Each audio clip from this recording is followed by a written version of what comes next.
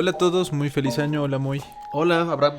Pues estamos de regreso en el podcast La Llave después de un pequeño receso por las vacaciones decembrinas y todas las fechas, pero pues nos da mucho gusto poder volver a grabar un episodio más en el que vamos a estar dando un poco de continuidad a los temas de los que habíamos estado hablando.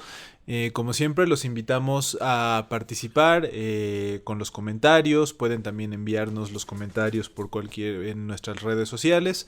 En fin, nos gustaría, como siempre, les recordamos que nos gustaría mucho tener mucha retroalimentación y muchas ideas. Lo que nosotros proponemos es solamente una propuesta, y uno de los objetivos de este podcast es pues abrir un diálogo, ¿no? Y aprovechar estas posibilidades tecnológicas que nos permiten, si bien todavía no hemos podido implementar como transmisiones en vivo, pero sí existe la posibilidad de hacer un intercambio de ideas a partir de lo que ustedes escuchan acá y con la retroalimentación, ¿no? Entonces los invitamos por favor a que sigan participando. Sí, y además pues este primer capítulo del nuevo año, la era de Acuario, ¿no? La llamada era de Acuario. Justamente empieza con un tema bastante complejo, haciendo continuidad a algunos de los temas que habíamos tratado, con la idea de que el camino, lo decía Jacobo Grinberg, ¿no? El camino del hombre es buscar la trascendencia, y al final pero en este mismo camino hay muchísimas dificultades con las que nos vamos a enfrentar, ¿no? Una fue de las que ya hablamos, que era los problemas emocionales, los conflictos que nos llevan a ver como todo lo que nos pasa adentro, como todo lo que venimos a sentir como seres humanos, como algo malo, a rechazar siempre las cosas dolorosas, el dolor, las emociones, todos los conflictos, digámoslo así, psicológicos, que forman parte de nuestro desarrollo como seres humanos y que estamos inmersos, y además que no podemos negar, y que pues estamos como obligados a vivir al menos en este plano físico. Sí, pues una de las ideas que hemos tenido en la realización de este podcast es que existen muchísimas alternativas, existen muchísimas opciones, y que realmente nuestra vida puede ser mucho más libre de lo que a veces pensamos que debe ser, ¿no? Si recuerdan nuestro primer episodio, y si no lo recuerdan, ojalá lo puedan visitar. En nuestro primer episodio hablábamos de cómo muchas veces asumimos que conceptos, o sea que ciertas ideas creadas en algún momento, las damos como realidades absolutas, realidades que no cambian, y aunque pueden ser muy útiles, al mismo tiempo quedarnos solo con estas ideas también puede limitarlos, ¿no? Luego hablábamos, como recordaba Moy, hablábamos de las aflicciones, ¿no? De toda esta serie de estados, digamos, psíquicos, que son estados no afortunados, que son estados de pesar. Y bueno, ahí nosotros hablamos de algunas de las perspectivas de la psiquiatría y de algunas ideas que nosotros proponíamos distintas a como el discurso oficial de la psiquiatría. Y no necesariamente el discurso oficial de la psiquiatría, sino cómo ha pasado el discurso oficial de la psiquiatría a la población en general, ¿no? Donde pensamos de repente que la depresión es un déficit de serotonina, o que que un niño que es muy inquieto debe tener su medicamento de Ritalino, no me acuerdo cómo se llamaba ya el medicamento, pero sí, claro, algo así, ¿no? Y nosotros pues no es que propusiéramos tanto, sino más bien como que invitábamos a reflexionar sobre que tal vez las cosas serían diferentes. Y hoy el tema que queremos mencionar, no porque no porque queremos darle energía a este tema, porque en realidad lo que queremos hacer es quitarlo, pero a veces es necesario ver qué es lo que está pasando para saber cómo quitarlo. Y una de estas aflicciones, que creo que ha sido un tema central, especialmente durante este año que terminó, 2020, pudimos ver si siempre ha estado acompañando la existencia humana, en el 2020 parece ser que se exacerbó, que estuvo en el centro de las aflicciones, ¿no? Y que es el miedo. ¿no? El miedo es una cosa muy natural, se podría decir, todos lo hemos experimentado, no solamente los seres humanos lo experimentamos, o sea, es claro que también los animales pueden experimentarlo, y es algo que nos acompaña, pero también es si bien puede ser hasta una reacción de cierta manera un poco necesaria o prudente en algunas situaciones de peligro real, también se vuelve un estado mental que limita muchísimo, que limita muchísimo nuestra libertad, nuestra posibilidad de explorar otras opciones. Y bueno, pues vamos a hablar un poco acerca del miedo desde algunas perspectivas. Sí, por supuesto. Además, tomando en cuenta diferentes parámetros existenciales, este, quisiera abrir con este que es el parámetro desde la psicología educativa, que en la psicología educativa, quienes te han tenido contacto con ella, sabrán que cuando un niño nace con dos facultades básicas, una de las más importantes y tal vez de las más necesarias es el miedo. El miedo a dos cosas, el miedo a ruidos fuertes y el miedo a los cambios de altura. Entonces son como los dos conceptos más básicos con los que nace. Por eso los niños lloran cuando de repente el papá cierra la puerta muy, muy intenso, o cuando la mamá grita o cuando el papá grita. El niño tiene esos dos miedos muy, muy, muy, muy intrínsecos. Y los cambios de altura, por eso cuando de repente cargan al niño, el niño se despierta llorando, o cuando lo mueven demasiado rápido, el niño tiene esa reacción. Porque además el miedo forma parte de este desarrollo humano que nos ayuda y que nos debería permitir entender y formar parte. Más que verlo como un enemigo, deberíamos verlo como un aliado que nos permite y que nos advierte sobre los peligros, los posibles peligros que podría haber en las acciones que tomamos.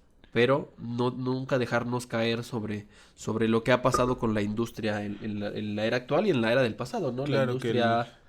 sí, el miedo que se vuelve un motor en lugar de o sea, desde un punto de vista tal vez, por decirle un nombre muy rápido, desde una perspectiva materialista o evolucionista, el miedo podría ser un mecanismo de protección, un mecanismo de resguardo necesario, ¿no? Es decir, como decías, ¿no? El niño nace con este miedo hacia los ruidos fuertes porque generalmente un ruido fuerte puede representar un peligro, ¿no? Entonces, alguien gritando es alguien amenazante, un animal rugiendo es algo amenazante, y los cambios de altura, ¿no? O sea, un niño que no puede caminar, pues sí, a él un cambio de altura le puede representar un peligro mayor, ¿no? Entonces, sí hay una parte del miedo, digamos que inicialmente uno podría detectar el miedo como una función hasta de supervivencia, ¿no? O sea, si yo veo un hecho amenazante, está bien tenerle miedo o sea, tomar las precauciones necesarias para que eso no me afecte, ¿no? O sea, si estoy en presencia de un peligro inminente, no sé, un animal feroz, o sea, no sé, me imagino que eh, si quisiéramos tomar la perspectiva esta de cómo se han desarrollado hasta genéticamente y desde la evolución del ser humano, este tipo de cosas, o sea, peligros como animales que podían presentar una amenaza, o sea, ciertos carnívoros, jaurías de lobos, que podrían dejar muy indefenso a un ser humano, pues el miedo podía ser una cosa hasta benéfica para que se retirara, ¿no? O no sé, si yo veo que la estructura a la que voy a entrar ya está toda Dañada. dañada y veo que me voy a caer, bueno, el miedo. Pero aquí viene, y esto a mí me gustaría un poco plantear esta otra perspectiva de que el miedo, porque una cosa es poder tener este entendimiento de que haya algo que va a dañar una condición determinada de nuestro estado, ¿no? Es decir, si yo no entro a este lugar o veo este lugar que se me puede caer encima y no entro, pues o sea, hay incluso maneras de no entrar o de salir de este lugar.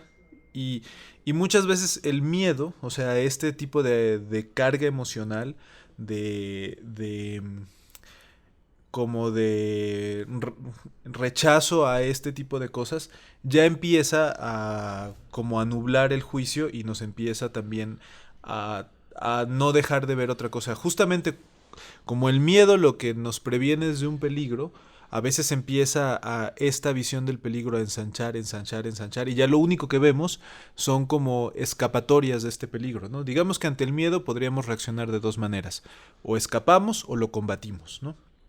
Y ambas pueden ser más afortunadas o más desafortunadas dependiendo de la situación, ¿no? O sea, si a mí me da miedo un asaltante y está así súper grande y todo, pues a lo mejor lo más conveniente es huir, ¿no?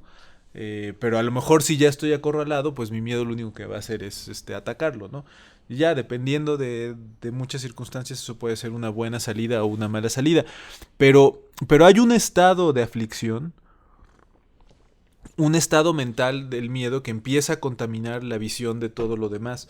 Y bueno, a mí me gustaría que nos refiriéramos como a esto, porque ese es el miedo que sería necesario tal vez ver, como decía Moy, o sea, no rechazarlo ni decir ya no tiene que estar, pero verlo, ver de dónde viene, ver cómo se formó, cómo empezó a llenar nuestra mente y cómo podemos transformar esa energía por algo mucho más benéfico. Incluso a veces el miedo ante situaciones de peligro nos puede hacer actuar de maneras más desafortunadas, o sea, actuar con pánico ante un accidente o ante no sé, si se te cierra un coche cuando vas manejando y actúas con un miedo irracional, pues te puede llevar a tener un accidente más grande del que a lo mejor iba a pasar, ¿no? Sí, claro. Además, a mí me gustaría como resaltar dos aspectos bien importantes, ¿no? Quisiera hablar de un término complejo que es la conciencia de la inconsciencia. En los estados mentales, por ejemplo, yo quisiera regresar al aspecto educativo, ¿no? En el desarrollo del niño, que es parte, que en los niños vemos reflejado todo lo que va a ser, y lo que fue el hombre el hombre que se está enfrentando al mundo, a la vida. Entonces vamos a ver dos estados muy reflejados, ¿no? El primero es el que planteaba Piaget, que era la permanencia de objetos.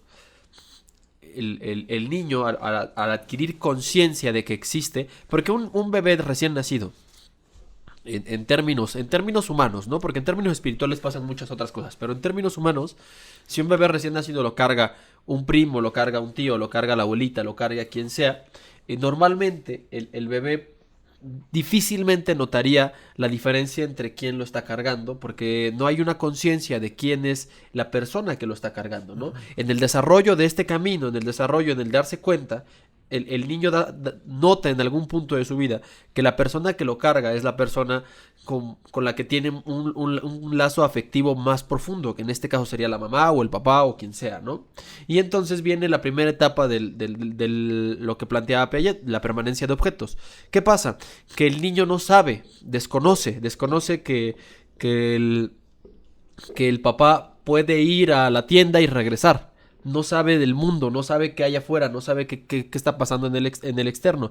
Entonces cuando el niño se queda en la cuna despierto y de repente el papá va por la mamila y ya no lo ve, la conciencia de la inconsciencia. Él es consciente de que el papá existe, pero no es consciente de que existe todo lo demás. Y al no ser consciente de todo lo demás, para la circunstancia de su raciocinio, lo que pasa es que el papá desaparece.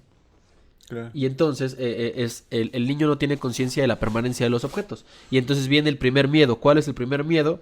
Pues el primer miedo es el miedo a quedarse solo. El miedo claro. El miedo que nos hace conscientes. Ese es el miedo a que la persona que te cuida ya no está. Y no sabes qué hacer, ¿no? Y esa misma circunstancia se va a repetir cientos y cientos de miles de veces. Más en la vida del desarrollo de un niño y en el desarrollo personal.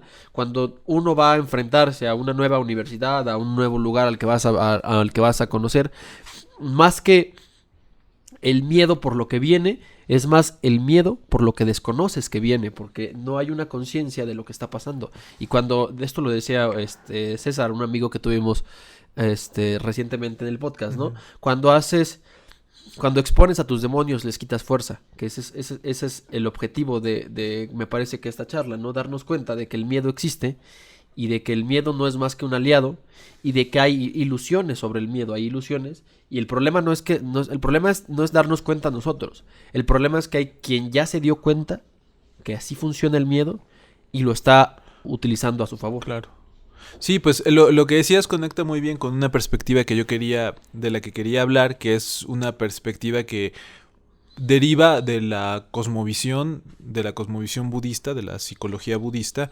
eh, y bueno, hay una representación muy común en la tradición budista que se llama la rueda de la vida, ¿no? Tal vez en algún momento podamos hasta hablar de esta rueda porque es fascinante y hay toda una, o sea, hay muchísimos elementos en esta rueda, ¿no?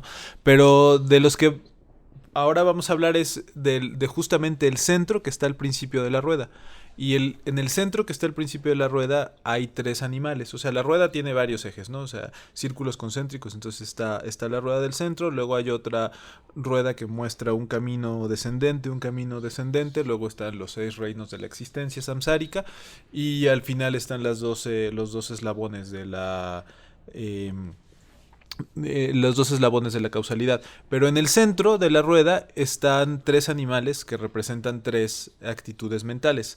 La actitud, tres venenos mentales, de hecho así se les llama, tres venenos mentales, que es la ignorancia, la traducción es más o menos precisa, pero puede ser codicia, deseo, eh, querer ir hacia algo, y la aversión, que puede ser enojo, puede ser miedo, es decir, como que hay estos dos polos, es querer ir hacia algo, querer rechazar algo y la ignorancia, ¿no?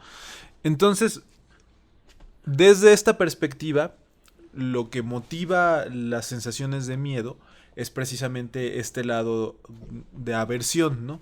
Entonces, cuando nosotros tenemos miedo, lo que tenemos es una especie de rechazo o no deseo por algo que pensamos que va a llegar, ¿no? Es decir, el miedo a una enfermedad es porque nosotros no queremos la enfermedad. Al mismo tiempo, este tipo de... que tiene que ver con otra, o sea, hay que hablar también de que toda esta existencia para la cosmovisión budista, que tiene mucho también de cosmovisiones orientales, toda la existencia samsárica es una existencia que está entrelazada, es decir, no hay una sola cosa que pueda mantenerse por sí sola, no hay una sola cosa que existe esencialmente. Entonces, realmente la aversión es aversión solo desde un lado, pero al mismo tiempo es deseo por una cosa, ¿no? O sea, es como que la misma, o sea, por ejemplo, la aversión o el miedo a una enfermedad también es un deseo por tener salud, ¿no? Entonces van totalmente mezclados. O sea, ese miedo, el miedo que podemos nosotros generar, bueno, para decirlo claro, como que están encadenados, la aversión, o sea, la aversión, la codicia y la ignorancia. Y la ignorancia es probablemente la que esté en el fondo de todos. Pero no es una ignorancia de una visión nublada, o sea, un no entender cómo son las cosas. Entonces, generalmente cuando surge el miedo, desde esta perspectiva, no es más que un como cúmulo de formaciones mentales, y con mentales no quiero decir solamente racionales, sino también emocionales, hasta físicas, ¿no? El miedo a veces también se puede manifestar como como una reacción fisiológica, una reacción del organismo, pero siempre el miedo no, como que lo que puede ser muy importante es entender que este miedo siempre está compuesto de otros elementos. El miedo es, al mismo tiempo que es una aversión a algo, también es un deseo de algo. Es una aversión a que cambie algo porque sigues deseando mantener algo que tienes. O es un miedo a que no cambie algo porque tienes deseo a salir de un estado en el que estás. Pero el miedo desde esta perspectiva no es más que una formación. El problema es que esa formación, que está compuesta por muchas cosas, de alguna manera se solidifica en la mente, deja de cobrar este carácter, desde luego todas estas son imágenes, ¿no? Pero deja de cobrar como humo que está uniendo un montón de impulsos psíquicos y se solidifica en algo que se puede representar, por ejemplo, el miedo a ser contagiado en la calle, ¿no? Pero en realidad, si uno empieza digo, este ejemplo porque es un miedo que ahora está muy, muy latente, ¿no? Pero ese miedo a ser contagiado en la calle en realidad es un cúmulo de cosas, son muchos deseos manifestados, muchos deseos de que las cosas no cambien, muchos deseos tal vez de que las cosas sí cambien, pero no hay, es decir, siempre este miedo es un cúmulo de cosas, ¿no? Y el entender que este miedo es un cúmulo de cosas, es lo que nos puede dar la oportunidad de transformar esta energía psíquica para algo que sea mucho más favorable a estar apanicado porque alguien te saludó así, ¿no? Sí, además que, como decías, este tipo de cosas, yo quisiera regresar un poquito para llegar a donde vas, que además me parece muy interesante, pero tener en cuenta que este tipo de cosas no son conspiranoicos, no son invenciones nuestras, han sucedido a lo largo de la historia. Tan es así que Orwell escribió un libro, La rebelión de la granja, ¿no? Claro. Basado en todo lo que estaba pasando en Rusia y Alemania entre la Unión Soviética y las peleas internas. Y justamente este libro, quien no lo ha leído, se los recomiendo muchísimo. El libro habla como unos cerdos, a través del miedo de recordarles a los animales que eran los que habían logrado una rebelión dentro de la granja, recordarles que las circunstancias en las que estaban no eran favorables, pero que sin embargo si se salían de ellas iban a ser peores. Peores, claro. Entonces, no solo usaban el miedo a lo desconocido, sino además se aprovechaban del miedo a lo desconocido para hacerte consciente de que ellos sabían, pero por supuesto, ¿cómo van a ver el futuro, no? Eso es una incongruencia, de que ellos sabían de que el problema no eran ellos, sino que el problema era salirse de lo que ellos hacían, Claro. que el camino que hacían ellos era el correcto. Y entonces vienen toda esta serie de discursos que han surgido en el nacionalsocialismo, que han surgido en todas las guerras mundiales, que han surgido en todos los dominios mundiales en Claro, general. y este año hemos visto una exacerbación de estos discursos de que hay un enemigo, o sea, ahora hay un enemigo que es potencialmente, o sea, que es una situación desfavorable y una situación a la que deberíamos de ya sea huir o combatir, ¿no?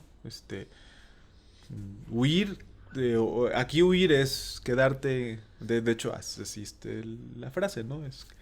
No te muevas, ¿no? Quédate donde estás. O combatir, que vemos toda una gran energía psíquica destinada al arma que va a combatir, ¿no? Que está representada en la vacuna. Pero antes de entrar en que es un ejemplo que estamos viviendo ahora, o sea, por eso es que lo mencionamos tan claro, porque es un ejemplo que está aquí saliendo a la calle. Y no quiere decir que el miedo sea, bueno, el miedo puede, o sea, que las precauciones o sea, antes de hablar de eso, a mí me gustaría como retomar esta idea, ¿no?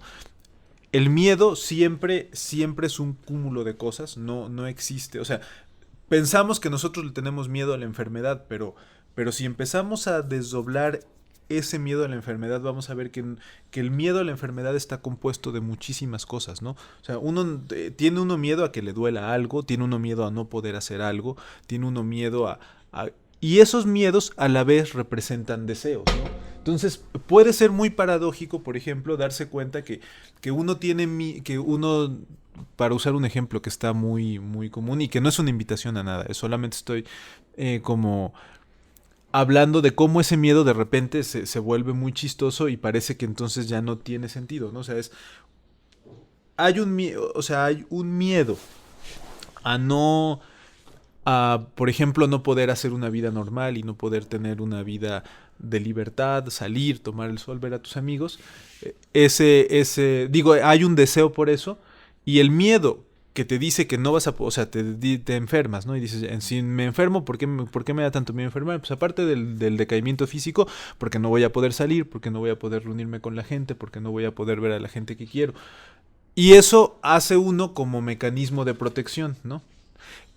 No quiero decir que estos mecanismos de protección, eso lo hablaremos en otro episodio, que sean buenos o que sean malos. Lo que quiero decir es que cómo transformamos, o sea, cómo el miedo tuvo la posibilidad de transformar, o sea, de obligarnos a hacer lo que en principio no deseábamos porque este miedo se solidificó.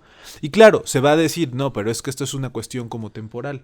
Bueno, todo es una cuestión temporal, ¿no? O sea, en algún momento todos vamos a dejar de salir. O sea, nadie, aunque te guardes en donde te guardes y hagas lo que hagas, tienes comprado el día de mañana. O sea, el día de mañana podrían pasar miles de cosas, ¿no?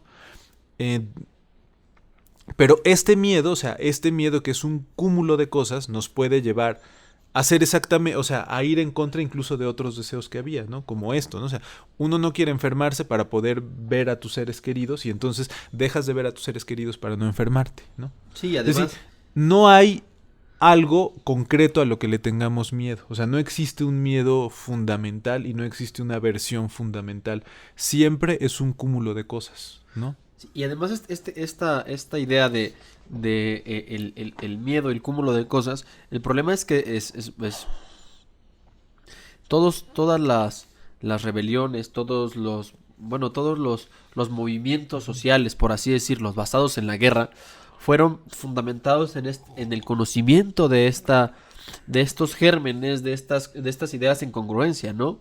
Hablábamos hace algunos ayeres con Abraham sobre cómo antes de subirte a un avión, las personas normalmente cuando es su primer viaje o cuando nunca han viajado, vienen las ideas de que el avión se puede caer, ¿no? Y entonces la justificación de que el avión se puede caer es, bueno, pero los aviones se caen solo en un 0,3%, por decir algún número, Claro. ¿no? Y en el 97% de las probabilidades es que no te caigas, que el avión llegue a su destino y que no pase nada, ¿no? Pero eso es una ilusión, o sea, el miedo se Absolutamente. enfrenta de dos, te subes al avión o no te subes. Y cuando te subas hay dos posibilidades, se cae o no se cae. Palpablemente tú no sabes si vas a estar del lado del 97 del o del punto lado 3, del ¿no? 3. Claro. Eso es una inconsistencia real. No podemos estar de ningún lado porque no es decisión propia, ¿no? Ni un solo pelo agregarás a tu cabeza, dice la Sí, Sagrada claro. Escritura, ¿no? O sea, sí, lo del avión es un muy buen ejemplo porque sí, el avión, o sea, en el nivel de las contabilizaciones de accidentes funciona. Pero en el nivel humano, no. En el nivel humano, tú te subes al avión y no existe 90 y punto, o sea, no existe un accidente, o sea, es o un accidente, ¿no? O sea, si yo, no sé, o sea, si yo tiro esta taza al piso, se puede romper, o sea, se puede romper en fragmentos, se puede romper en pedazos, todo, pero hay dos opciones, ¿no? Que se rompa o que resista el golpe.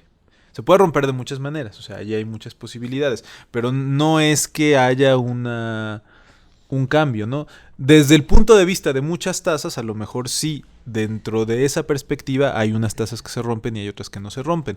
Pero para esta taza le toca o romperse o no romperse, ¿no? Y por supuesto, además, este tipo de contabilidades son lo más falásicas sobre la existencia de todas las enfermedades que ha habido, ¿no? El SIDA fue un ejemplo de ellos, ¿no? La gente no quería cuando recién cuando recién se habló del SIDA y digamos se descubrió, por decir de algún término, que la enfermedad estaba dentro de muchas personas y que era una enfermedad contagiosa. ¿Qué se sabía? Pues se sabía muy poco, pero el primer contacto fue, bueno, no toques a nadie con SIDA porque probablemente te lo contagien, ¿no? Como si se tratara de una gripa, ¿no? Sí, sí. Que fue como las circunstancias, ¿no? Que hasta para la gripa Que hasta para la gripa habría que ver, ¿no? tendríamos muchas dudas, ¿no? Porque una realidad es muy simple, el conocimiento nos libera, ¿no? La verdad os hará libres.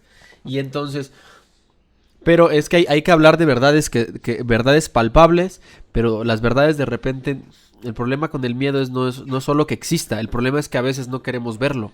Es más fácil vivir Claro. en el ejemplo del mito de la caverna y no ser el que se para y sale a ver qué hay afuera, sino más bien ser el que se queda y prefiere seguir en el área de confort, en el círculo en el que no decides salir, en el que no decides moverte, porque así no tienes que enfrentarte a ciertas circunstancias, pero la vida no funciona así. ¿Cómo vamos de tiempo para saber si hacemos la segunda parte? Bueno, creo que podríamos tal vez ir cerrando esta primera introducción porque seguramente va a hacer falta hacer otro episodio acerca de este tema, pero a mí me gustaría como para ir cerrando, ir ir como poniendo algunas ideas, invitar a esta reflexión, ¿no? El miedo, el miedo siempre es o sea, no existe una cosa a la que le tengamos como miedo objetivo, ¿no? O sea, no hay como una cosa que nos genere un miedo particular, un miedo que sea así de, pues yo le tengo miedo a que me muerda un perro y como que ese hecho, ese segmento es lo que nos da miedo, ¿no? O sea, como que esta idea de que te muerde el perro, a pesar de que sí es una idea que rechazamos y que no queremos, es una idea que está compuesta de muchas otras ideas, ¿no? Todavía tenemos un poquito de tiempo, entonces quisiéramos... ¿Eso llevamos? No, eso es lo que nos falta para... Ah, sí. Ajá, pero en 10 minutos como que podemos ir cerrando, Podemos ¿no? ir cerrando Sí, estas sí. ideas sobre el miedo. Y el problema no es el miedo en sí, el problema porque el miedo va a estar en el círculo de nuestra vida, ¿no? Es inevitable. Desde la infancia hasta el desarrollo de la adolescencia, el niño, el niño, el adolescente se enfrentan a circunstancias que son parte de su vida y que van a ser desconocidas siempre, porque el conocimiento sobre el todo es un absurdo, ¿no? La misma persona no conoce la muerte hasta que la vive. Claro, Pero no, sí, sí. y la muerte se vive una vez y después de eso ya no tienes tiempo para contarlo, ¿no? Entonces, Sí. es un desconocimiento completo, ¿no? El niño no sabe de la pubertad hasta que la enfrenta, ¿no? No sabe qué es comprar en la tiendita de la esquina y que no le den el cambio correcto. No sabe qué es, que en la escuela le peguen hasta que no va y le pasa, ¿no? Las circunstancias de la vida tienen que suceder y son inevitables, ¿no? De repente es un absurdo pensar que podemos evitar la muerte. La muerte es el camino, de alguna manera es la circunstancia final. No hay manera de evitar la muerte, ¿no? Si ya existiera la manera de evitar la muerte, pues ¿qué hacemos preocupándonos en nuestras casas, ¿no? Claro. Entonces la muerte no se puede evitar, entonces por consecuencia el miedo tiene un único camino. Bueno, hay dos, ¿no? El quedarte en tu área de confort y no enfrentarlo, o el enfrentarlo, pero el quedarte en tu área de confort, al final pues la vida se acaba y circula, ¿no? Que son las circunstancias. Y es ahí donde el miedo se vuelve un maestro. El miedo te enseña a ver, Claro. que es la dificultad tan intrínseca y extrínseca que estamos viviendo actualmente, ¿no? Te enseña a ver que cuando sales no hay porcentajes, no existen porcentajes, hay dos posibilidades, pasa o no pasa. Y enfrentar esa circunstancia con la vida es simplemente darte cuenta que así es la vida y así lo es con todo, ¿no? El comerme este pan implica dos circunstancias, ¿no? Que me pase normal y que mañana lo deseche, o que me haga daño, ¿no? Y algo malo podría pasar, ¿no? Bueno, podrá haber cientos de miles de circunstancias entre esas mismas circunstancias, pero no hay intermediarios para enfrentar la vida, no hay manera de hablar de porcentajes al viajar, al tomar un viaje, Claro. al agarrar un camino, y es el problema. El problema es que nos han hecho creer que sí. El problema es que nos han hecho creer que hay manera de que el dinero puede comprar el conocimiento sobre el futuro, ¿no? El de saber que si yo... Hay manera de tener certezas, ¿no? Certezas... Y de hecho, perdón, incluso si tuviéramos certezas, la cosa que era justo la idea que estaba antes de lo del tiempo, estas certezas de comprar la vida, o sea, de tener la certeza de que mañana va a pasar algo, también son un compuesto de cosas. Es decir, aquí a mí me parece que puede ser muy interesante ver qué es lo que nos genera miedo, tratar de explorar esta idea de que tal vez ese miedo no es un miedo... O sea, nosotros pensamos, por ejemplo, que todos le tenemos miedo a la muerte, ¿no? Que podríamos decir, sí, el miedo a la muerte es una cosa objetiva que existe independientemente de quién seas. Esa misma idea es una idea que está compuesta de cosas. O sea, el miedo a la muerte no es miedo a la muerte y ya, eso es, ¿no? O sea, como decir, es un ejemplo, nada más por decir, yo agarro esta taza y esto es una taza, ¿no? En un nivel esto es cierto, o sea, estoy agarrando esta taza y existe esta taza y aquí puedo servirme café. El miedo a la muerte, en realidad ni la taza, pero el miedo a la muerte, a veces pensamos que es como decir, quiero la taza o no quiero la taza, ¿no? Pensamos que la muerte es una cosa sólida, como si fuera una existencia independiente, absoluta, y no nos damos cuenta que el miedo a la muerte es un cúmulo de cosas en las que se solidificaron muchos impulsos de cambios, impulsos de no cambios, ¿no? Entonces cualquier miedo siempre tiene un montón de componentes de deseos y de rechazos, que podría ser muy benéfico ver qué es lo que nos motiva a eso, porque a veces justo por ese miedo estamos en la... O sea, es el típico ejemplo de la persona que el fin de semana no quiere que llegue el lunes y entonces el día que empieza el fin de semana está contando cuánto le queda al fin de semana en lugar de disfrutar el momento del fin de semana. Entonces, su miedo a que tenga que levantarse temprano otra vez el lunes y trabajar, en lugar de decir, bueno, pues si ya sé que esto voy a disfrutar este tiempo, le hace justamente no disfrutar, ¿no? De hecho, me parece que es muy común. Hay gente que los domingos en la tarde, en lugar de disfrutar el domingo en la tarde, empieza a padecer el lunes en la mañana, Que ¿no? además existen los convencionalismos sociales que nos han obligado a vivir la vida basados en el miedo, ¿no? En la Claro. circunstancia en las circunstancias más probables, porque así se llaman, ¿no? Las circunstancias más probables. Es más seguro que tu vida sea mejor si estudias una carrera.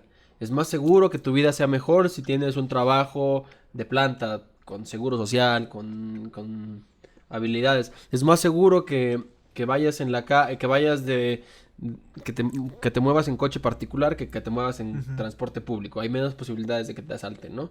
Es más seguro que pasen ciertas cosas, como si las realidades sociales funcionaran de esa manera, ¿no? La realidad en la vida funcionara en el acto de trabajar sobre certezas, porque si pudiéramos trabajar sobre certezas en la vida, pues ¿qué estamos haciendo mal al Claro, seguir caminos diferentes, ¿no? La certeza la incerteza de la vida es lo que hace la vida tan importante, ¿no? claro. La incerteza, el no saber las cosas que no vemos. Lo decía Antoine de Superrin a voz del Principito, ¿no?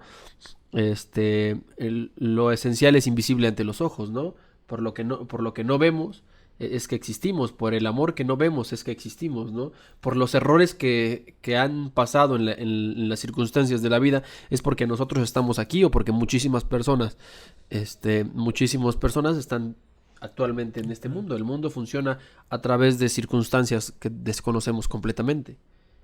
Y la certeza sobre las circunstancias que conocemos, pues de repente son absurdas, ¿no? El hecho, lo vemos muy claro en la música, ¿no?